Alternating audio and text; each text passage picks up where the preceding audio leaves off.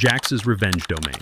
8%. That's all I asked for. Franklin Matthews looked at me across that mahogany conference table like I'd just asked him to hand over the keys to his Cadillac. His laugh wasn't mean exactly, more like the sound you make when your grandson asks if he can drive the bulldozer. Dismissive. Final. I'm Howard Matthews, by the way. 54 years old, chief engineer at Matthews Construction and Engineering. Been there 22 years, ever since I finished my master's degree, and Franklin convinced me the family business needed fresh engineering blood. That was back when he still called me son instead of Howard. You're not ready for that kind of responsibility, Howard. His voice carried that tone he'd been using since I was 12 years old, standing in his workshop while he explained why I couldn't touch the good tools yet. We need someone with modern vision. Business acumen. Mason understands the digital transformation this industry requires. Mason, my nephew, 28 years old with a Harvard MBA and exactly 0 calluses on his hands. He'd been back from Boston for exactly 6 months, and somehow he was the future while I was expensive legacy equipment. The conference room felt smaller than usual that Tuesday morning in March. Just Franklin at the head of the table, me on one side, Mason on the other with his laptop open and that confident smile MBA programs teach you. The kind that says, I know things you don't understand. Outside the windows, I could see our equipment yard where the real work happened. Excavators, concrete mixers, the stuff that actually built things instead of PowerPoint presentations about building things. Margaret needs back surgery, I said, adjusting my hard hat strap out of habit even though I wasn't wearing it. $95,000. Insurance won't cover the procedure she needs because it's considered experimental, and Jessica just graduated law school with $180,000 in debt. Franklin's expression didn't change. Still that patient grandfather look he wore when explaining basic concepts to children. Howard, we've talked about this. Your compensation package is competitive for your role. If you need financial assistance, we can discuss a company loan at reasonable terms. My role. Not chief engineer, not future CEO, my role. Like I was middle management instead of the guy who designed every major project for the past 15 years. My current salary was $240,000 a year, which sounds like a lot until you're looking at medical bills that'd wipe out your savings and a daughter drowning in student debt. That's when Mason cleared his throat and opened his laptop. Actually, Uncle Franklin, I've been reviewing our engineering costs. He clicked through slides full of charts and graphs. Our internal engineering overhead is 23% above industry standard. If we outsourced our design work to firms in Bangalore, we could reduce project costs by 35% while maintaining quality standards. I felt something shift in my chest, like when you're checking a foundation and find the first crack that tells you the whole structure might be compromised. The Highway 285 expansion project, the new Denver International Cargo Facility, the water treatment plant in Boulder. All of them used Bridge Design Pro, the software I developed for my master's thesis back in 2001. I'd coded it myself, on my own computer, in my own time. The algorithm that calculated stress distribution for complex bridge designs was mine. The user interface that made it simple enough for field supervisors to use was mine. The database that stored 22 years of Colorado soil composition data was definitely mine. Matthews Construction had been using Bridge Design Pro for every major project since 2008. Franklin had never paid licensing fees, never offered royalties, just assumed that anything his son created belonged to the family business.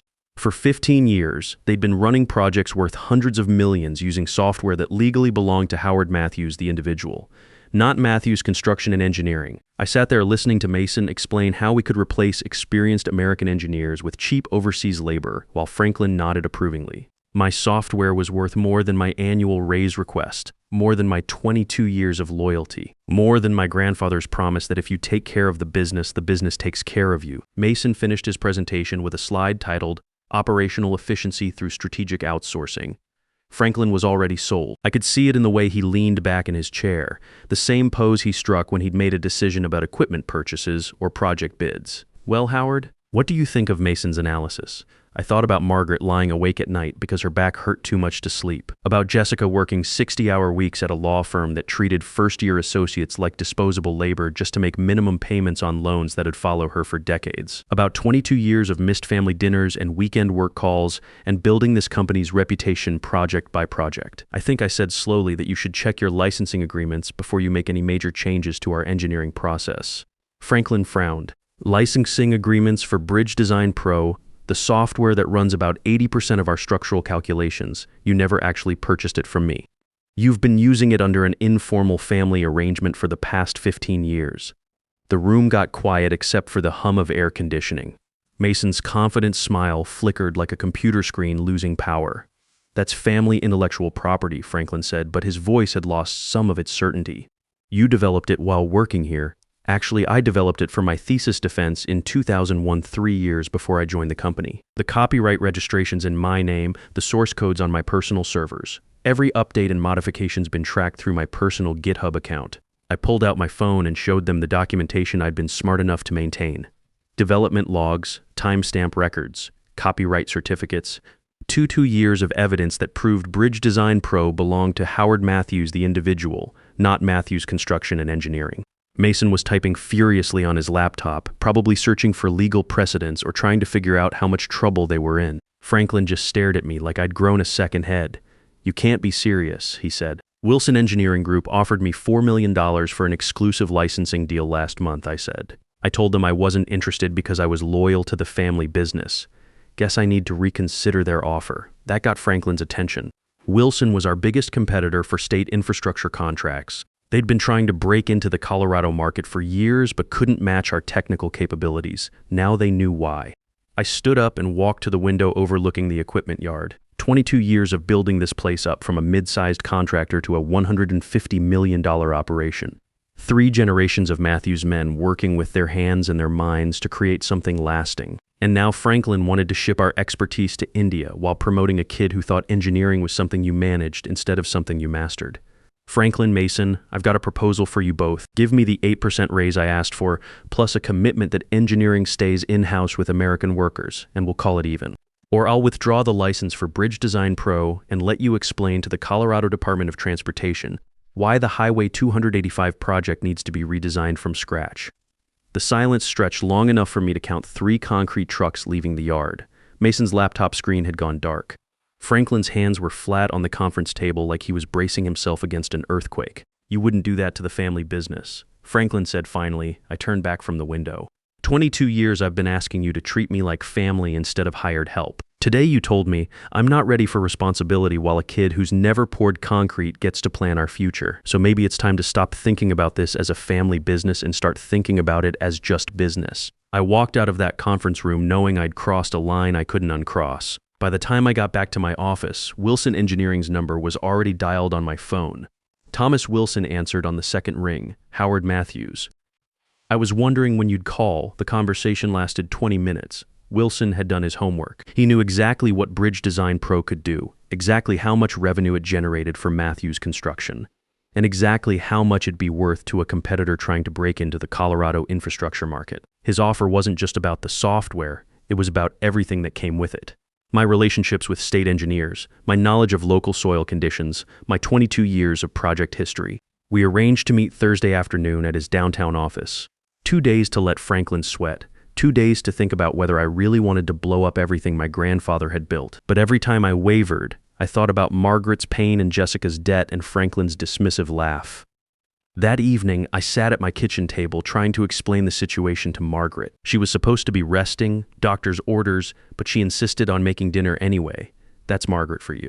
Nurse for 28 years before early retirement, still trying to take care of everyone else while her own back was falling apart. "So let me understand this," she said, stirring pasta sauce with one hand and holding her lower back with the other. "You developed this software in graduate school. The company's been using it for free for 15 years, and now they won't even give you an 8% raise to help pay for my surgery." "That's about the size of it," I said. "And this Wilson company wants to pay you $4 million for it, plus a job as regional director, $285,000 a year starting salary." Margaret stopped stirring and looked at me. "Howard, honey, that's more than twice what you're making now." "I know, then what are we talking about here?" She sat down across from me, wincing as her back protested the movement. "You've been loyal to that company for 22 years. You've sacrificed family time, missed Jessica's school events, worked weekends and holidays. What have they sacrificed for you?" I didn't have an answer for that. Franklin had inherited the company from his father, my grandfather's partner. He'd grown up expecting to run it. Mason had inherited his position just by being young and having the right degree.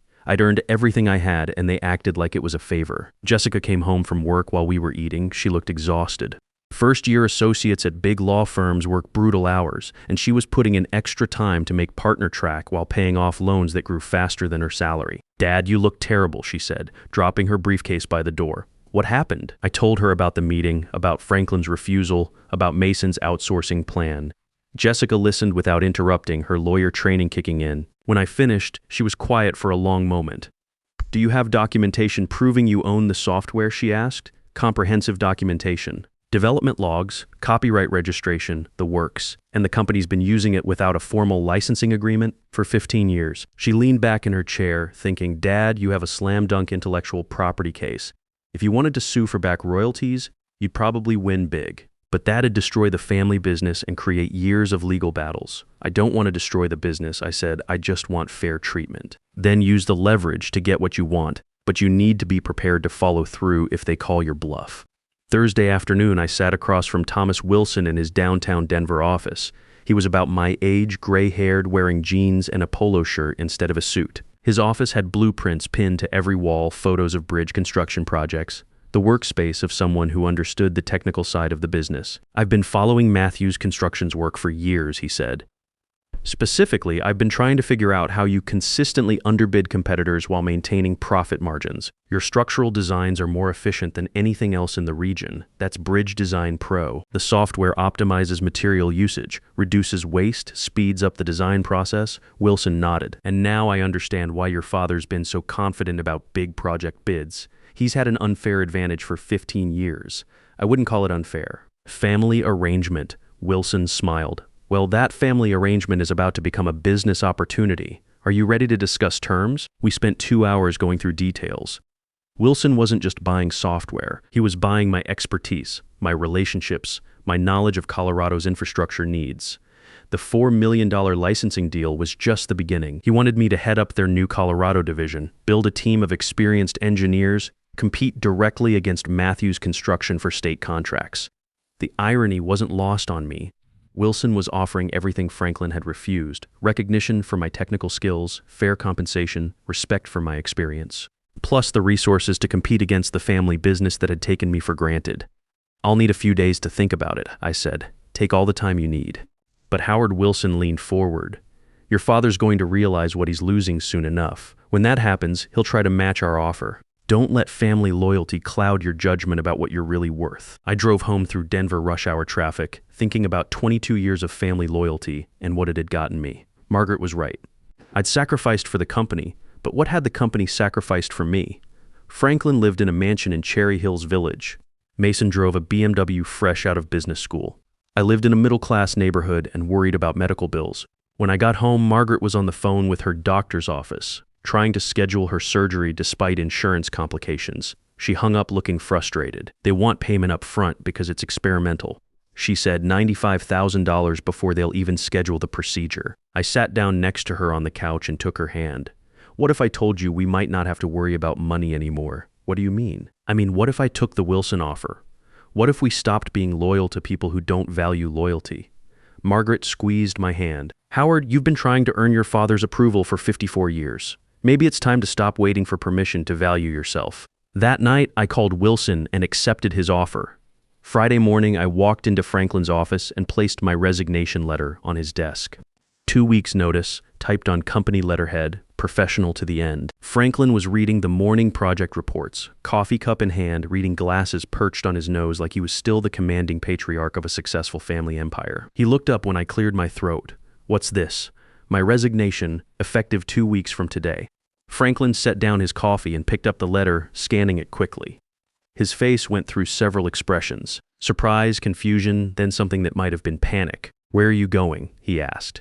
Wilson Engineering Group. I'll be heading up their new Colorado division. Franklin's face went pale. Wilson, our biggest competitor, former competitor. Now they'll have exclusive licensing rights to Bridge Design Pro plus 22 years of my project experience and client relationships. Franklin stood up so fast his chair rolled backward. Howard, we need to discuss this. There's room for negotiation here. What do you want? I want what I've always wanted. Fair compensation for my contribution to this company, recognition that experience has value, a succession plan that doesn't involve replacing American engineers with overseas labor. What about the 8% raise? We can make that work. Too late for that, Franklin. Wilson's offering $285,000 plus equity. That's not an 8% raise. That's a complete reevaluation of what my skills are worth in the marketplace. Franklin walked around his desk, suddenly looking every one of his 76 years. Howard, you're my son. We can work this out. Family first. Family first. I kept my voice level professional, Franklin. I've been putting family first for 22 years. Where was family first when you chose Mason over me for succession planning? Where was family first when you laughed at my raise request while my wife needs surgery we can't afford? The Highway 285 project, Franklin said desperately. We're in final engineering phase. If you pull the software licensing now, we'll miss deadlines. The state penalties alone will cost millions. That's not my problem anymore. You have 2 weeks to find alternative design software. I suggest you start making calls. Franklin dropped into his visitor chair like someone had cut his strings. In 22 years. I'd never seen him look defeated, vulnerable, human instead of patriarchal authority figure. How much, he asked quietly. How much would it take for you to stay? It's not about money anymore, Franklin. It's about respect. And respect isn't something you can negotiate after you've already made it clear I don't have it. Mason appeared in the doorway, probably summoned by Franklin's secretary, Uncle Howard. What's going on? He looked between us, sensing crisis but not understanding the scope. Howard's resigning, Franklin said without looking up. He's taking Bridge Design Pro to Wilson Engineering. Mason's confident MBA composure cracked. Uncle Howard, we can work something out. Maybe I was too aggressive about the outsourcing proposal. We can table that discussion. Can you table it forever? I asked. Can you guarantee that American engineering jobs will be protected? Can you commit that experience will be valued over youth and MBA credentials? Mason couldn't answer. He was 28 years old with 6 months of family business experience. He had no authority to make promises about company direction, and we all knew it. I need time to think, Franklin said. Can you give me 48 hours before making this final? The Wilson contract's already signed. I'm starting Monday morning. Franklin's phone started ringing. Probably the first of many crisis calls he'd be fielding once word got out. I left his office knowing I'd just detonated 22 years of family business relationships. The next 2 weeks were surreal. Suddenly, people who'd barely acknowledged me for years wanted to take me to lunch, pick my brain about projects, understand systems they'd never bothered to learn. Middle management scrambled to document processes they'd ignored, realizing too late that institutional knowledge walked out the door with the people who created it. I completed every transition document with professional thoroughness, trained a nervous 26-year-old named Josh to handle basic software maintenance, and backed up all my personal project documentation. I also made careful copies of every email where I'd shared technical innovations with the company, creating an evidence trail of Matthews Construction's informal use of my intellectual property. Margaret's surgery was scheduled for the week after I started at Wilson. The $95,000 would be covered by my new insurance plan plus the signing bonus Wilson had provided. For the first time in months, Margaret wasn't staying awake at night worrying about medical bills. Jessica got the news about my job change via text message during a deposition break. She called that evening, sounding exhausted but relieved. "Dad, I'm proud of you," she said. "I know that wasn't easy. It wasn't. But watching your mother suffer because we can't afford proper medical care wasn't easy either. Sometimes you have to choose between family loyalty and family welfare. Uncle Franklin called me 3 times this week," Jessica said, asking if I'd talk to you about reconsidering. I told him you'd made your decision like an adult and he should respect it. What'd he say to that? Nothing, but he sounded desperate. Sunday evening, Franklin showed up at my house. I was in the garage organizing tools and equipment that technically belonged to Matthews Construction, but had lived in my personal workspace for years. Measuring devices, specialized calculators, reference materials I'd accumulated over 2 decades of engineering work. "Mind if I come in?" he asked from the doorway. "It's your equipment. Come to collect it." Franklin looked around the garage at 22 years of accumulated professional tools and materials. "No. I came to ask you one more time to reconsider." "Franklin, it's over.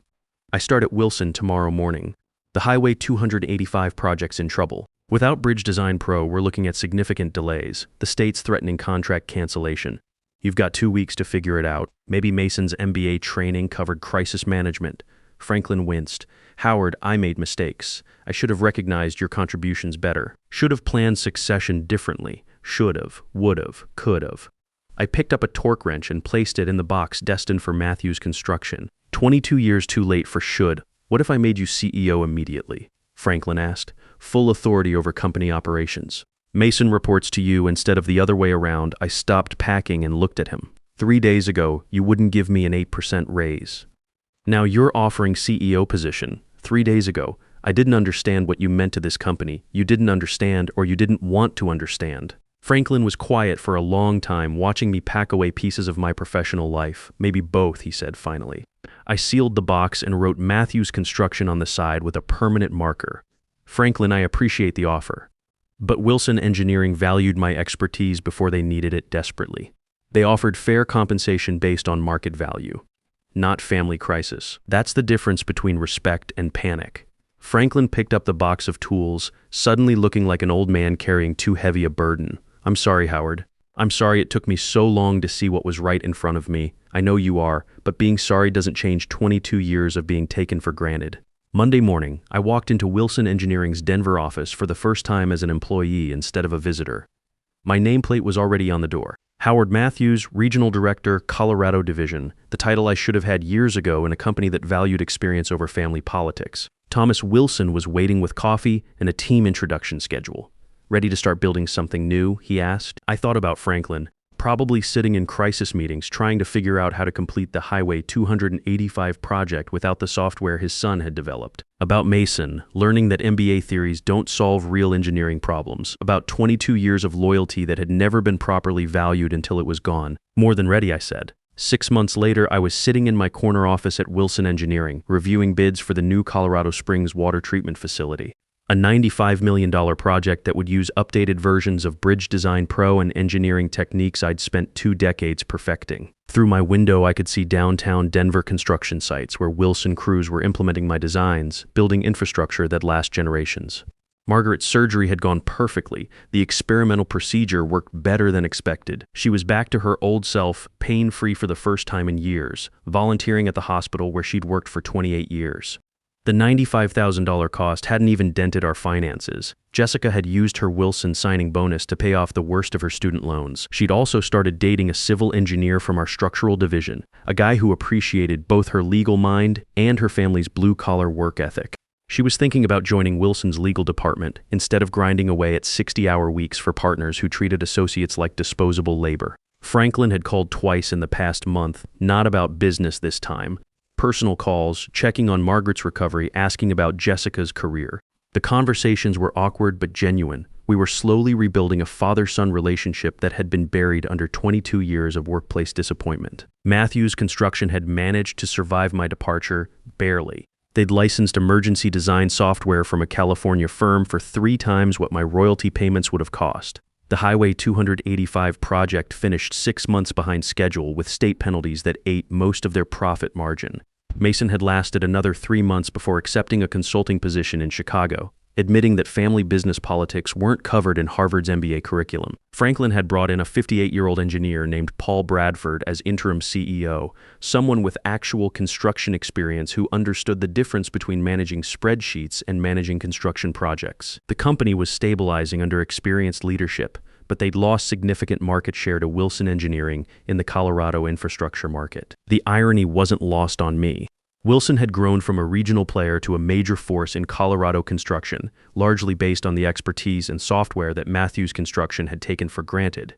We'd won the Denver Airport expansion contract, the Colorado Springs water project, and were bidding on federal highway work throughout the Mountain West. Uncle Charles had stopped by Wilson's offices the previous week, ostensibly to discuss a potential subcontracting partnership, but really to see how I was doing. He'd been one of the few family members who'd supported my decision from the beginning. You look good, Howard, he'd said, relaxed, happy. It's amazing what fair compensation and professional respect can do for your outlook. Charles had smiled. Franklin's learned some lessons, expensive ones, but sometimes that's what it takes. Last month, I'd received an industry recognition award for innovation in bridge design software. Standing at that podium, looking out at an audience full of engineers who understood the technical complexity of what I'd built, I thought about Franklin's comment regarding my readiness for leadership responsibilities. He'd been wrong about everything. We weren't expensive legacy employees clinging to outdated approaches. We were experienced professionals who understood the difference between moving fast and building systems that actually work long-term. The award dinner was held at the Brown Palace Hotel, the same venue where Franklin had celebrated Matthews Construction's 50th anniversary 2 years earlier. Back then, I'd sat at a back table while Franklin gave speeches about family legacy and traditional values. This time, I was the keynote speaker, talking about the importance of protecting intellectual property rights and valuing experienced workers in an industry obsessed with cost-cutting and outsourcing. Margaret sat at the head table, proud and pain-free.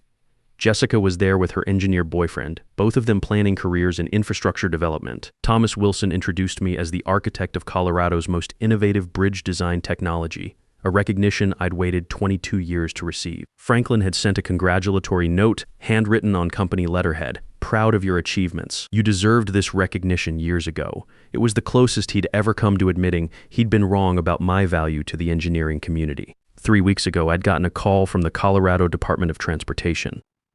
They wanted Wilson Engineering to lead a $200 million highway modernization project, the largest infrastructure contract in state history. The project would require advanced bridge design software, innovative engineering solutions, and experienced project management. Everything Franklin had dismissed as outdated legacy thinking. I accepted the contract on behalf of Wilson Engineering, knowing that Matthew's Construction would be watching from the sidelines, probably regretting every decision that had led to my departure. When you combine decades of hard-won experience with the motivation to prove doubters wrong, you create something pretty unstoppable. Franklin had thought my gray hair was a liability. Turned out it was my competitive advantage.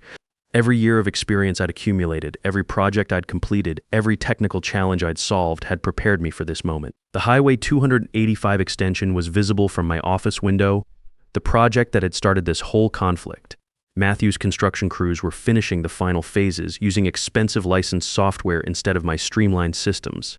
Wilson Engineering was already working on the next phase, the Colorado Springs connector that would integrate with existing infrastructure using Bridge Design Pro algorithms. Wilson knocked on my office door carrying coffee and blueprints for our next major project.